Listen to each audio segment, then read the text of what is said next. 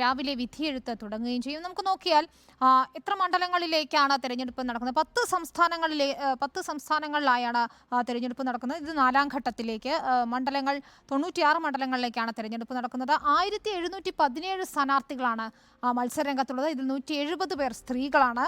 1547 പുരുഷന്മാർ കൂടി മത്സരരംഗത്തുണ്ട്. അത്തരത്തിൽ ജനവിധി തേടുമ്പോൾ 4ാം ഘട്ടത്തിൽ ജനവിധി തേടുന്നത് 96 മണ്ഡലങ്ങളിലാണ്. ഇനി ക്രിമിനൽ കേസുകളിൽപ്പെട്ടവർ, ഈ സ്ഥാനാർത്ഥികളിൽ ക്രിമിനൽ കേസുകളിൽപ്പെട്ടവർ 360 പേരാണ്. ഈ കേസുകളിൽ ശിക്ഷിക്കപ്പെട്ട 17 പേർ കൂടി മത്സരരംഗത്തുണ്ട്.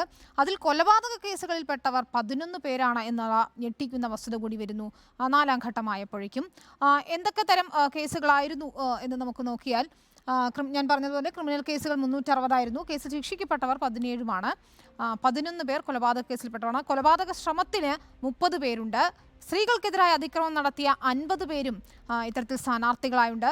വിദ്വേഷ പ്രസംഗം നടത്തിയ 44 പേരുമുണ്ട്. ഈ 4ാം ഘട്ട തെരഞ്ഞെടുപ്പ് ആയപ്പോഴേക്കും പല രീതിയിലുള്ള വിദ്വേഷ പ്രസംഗങ്ങളൊക്കെ നമ്മൾ കണ്ടതാണ്. അത് വലിയ രീതിയിൽ ചർച്ചയാവുകയും ചെയ്തതാണ്. ഏതായാലും വിദ്വേഷ പ്രസംഗം നടത്തിയ 44 പേർ മത്സരരംഗത്തുണ്ട് എന്നുള്ളതാണ്. ഇനി ഏത് പാർട്ടിയിൽപ്പെട്ട സ്ഥാനാർത്ഥികളാണ് കൂടുതൽ ക്രിമിനൽ കേസുകളിൽ പെട്ടിരിക്കുന്നത് നോക്കിയാൽ, BJP സ്ഥാനാർത്ഥികളിൽ 40 പേർ ക്രിമിനൽ കേസുകളിൽ പെട്ടിരിക്കുന്നു. കോൺഗ്രസിന്റെ 35 പേർ, YSRCPയുടെ 12 പേർ, BRSന്റെ 10 പേർ, TDPയുടെ 9 പേർ. അതായത് സ്ഥാനാർത്ഥികളിൽ പലരും ക്രിമിനൽ കേസുകളിൽപ്പെട്ടവരിൽ കൂടുതൽ BJPയിലാണ്. കോൺഗ്രസിന്റെ 35 പേർ ക്രിമിനൽ കേസുകളിൽപ്പെട്ടവരാണ്. ഇനി ഇവരുടെ ഒരു സ്വത്ത് നില നമുക്ക് നോക്കിയാൽ, കോടിപതികളായ നിരവധി പേർ ഇത്തവണ മത്സരരംഗത്തുണ്ട്. 476 പേരാണ് കോടിപതികളായിട്ടുള്ളത്. അതായത് 28% പേർ കോടിപതികളാണ്. ഇവരുടെ ശരാശരി സ്വത്ത് 11.72 കോടിയാണ്. സ്വത്തില്ലാത്ത 24 പേരും മത്സരരംഗത്തുണ്ട്. 476 പേർ കോടിപതികളാണ്. 24 പേർ പക്ഷേ സ്വത്തില്ലാത്തവരാണ് എന്നൊരു പ്രത്യേകതയും കൂടിയുണ്ട്. 5 കോടിക്ക് മുകളിൽ സമ്പന്നരായിട്ടുള്ളവർ 205 പേരാണ്. 2 മുതൽ 5 കോടി വരെ സമ്പത്തുള്ളവർ 133 പേരാണ്. 50 ലക്ഷം മുതൽ 2 കോടി വരെ സമ്പത്തുള്ള 310 പേരുണ്ട്. 10 ലക്ഷം മുതൽ 50 ലക്ഷം വരെ സമ്പത്തുള്ള 424 പേരുണ്ട്. 10 ലക്ഷത്തിൽ കുറവ് സമ്പത്തുള്ള 638 പേരാണ്. എന്തൊരു രസകരമായ കണക്കാണല്ലേ. 205 പേർ 5 കോടിക്ക് മുകളിൽ ആസ്തിയുള്ള സ്ഥാനാർത്ഥികളാണ്. 1717 പേരിൽ എന്നത് തന്നെയാണ് ഏറ്റവും വലിയ പ്രത്യേകതയും. അങ്ങനെ വലിയ ആസ്തിയുള്ളവരാണ് മത്സരരംഗത്തുള്ളത്. ഓരോ പാർട്ടിയിലും എത്ര കോടിപതികളുണ്ടെന്ന് നോക്കിയാൽ, BJP 65 സ്ഥാനാർത്ഥികളാണ് കോടിപതികളായത്. കോൺഗ്രസിന്റെ 56 സ്ഥാനാർത്ഥികൾ കോടിപതികളാണ്. YSRCPയുടെ 24 സ്ഥാനാർത്ഥികൾ കോടിപതികളാണ്. TDPയുടെ BRSന്റെയും 17 സ്ഥാനാർത്ഥികൾ വീതം കോടിപതികളാണെന്ന് നമുക്ക് കാണാൻ സാധിക്കും.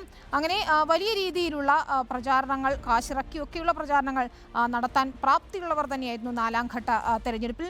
ഈ സ്ഥാനാർത്ഥികളിൽ സമ്പന്നർ ആരൊക്കെയായിരുന്നു നോക്കിയാൽ, ചന്ദ്രശേഖർ പെമ്മസിനി TDPയുടെ സ്ഥാനാർത്ഥിയാണ്.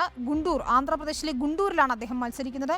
5705 കോടി രൂപയാണ് ചന്ദ്രശേഖർ പെമ്മസനിയുടെ ആസ്തി എന്ന് നമുക്ക് കാണാൻ കഴിയും.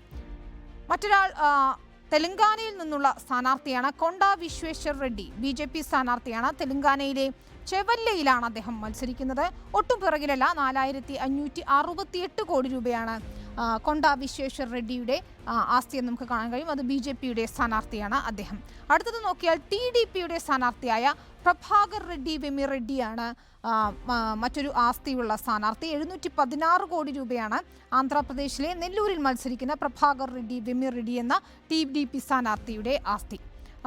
അങ്ങനെ സ്വത്തുക്കൾ കോടിക്കണക്കിന് സ്വത്തുക്കളുള്ള നിരവധി സ്ഥാനാർത്ഥികൾ മത്സരരംഗത്തിറങ്ങിയതാണ് 4ാം ഘട്ടത്തിൽ നമ്മൾ കണ്ടത്. വാശിയേറിയ പോരാട്ടം, പ്രചാരണം ഒക്കെ തന്നെയാണ് നമ്മൾ കണ്ടത്. നേരത്തെ നോബൽ പറഞ്ഞതുപോലെ പ്രധാനമന്ത്രി നരേന്ദ്രമോദിയും രാഹുൽ ഗാന്ധിയും നിറഞ്ഞു നിന്ന ഒരു പ്രചാരണ രീതിയാണ് നമ്മൾ 4ാം ഘട്ടത്തിൽ കണ്ടത്. പല രീതിയിലുള്ള വിദ്വേഷ പ്രചരണങ്ങളും ഒരുപക്ഷെ പ്രചാരണത്തിൻ്റെ തന്ത്രങ്ങളും ഒക്കെ മാറ്റിയത് നമ്മൾ കണ്ടതാണ്. ഏതായാലും കെജ്രിവാളിൻ്റെ മടങ്ങിവരവോടുകൂടി വലിയൊരു ഊർജ്ജം ഇന്ത്യ മുന്നണിക്ക് വന്നിട്ടുണ്ട്. അതിനെ പ്രതിരോധിക്കാൻ BJPക്ക് ആവുകയും ചെയ്തിട്ടുണ്ട്. 4ാം ഘട്ടത്തിൽ മുൻഘട്ടങ്ങളെക്കാൾ ഇഞ്ചോടിഞ്ച് പോരാട്ടം ഉറപ്പ് തന്നെയാണ്. BJPയും ഇന്ത്യ സഖ്യവും തമ്മിലായിരുന്നു 3 ഘട്ടങ്ങളിലെ പ്രധാന പോരെങ്കിൽ കുറി YSR Congress, TDP, BRS, BJD എന്നീ പ്രാദേശിക ശക്തികൾ കൂടി കളം നിറയുന്നുണ്ട്.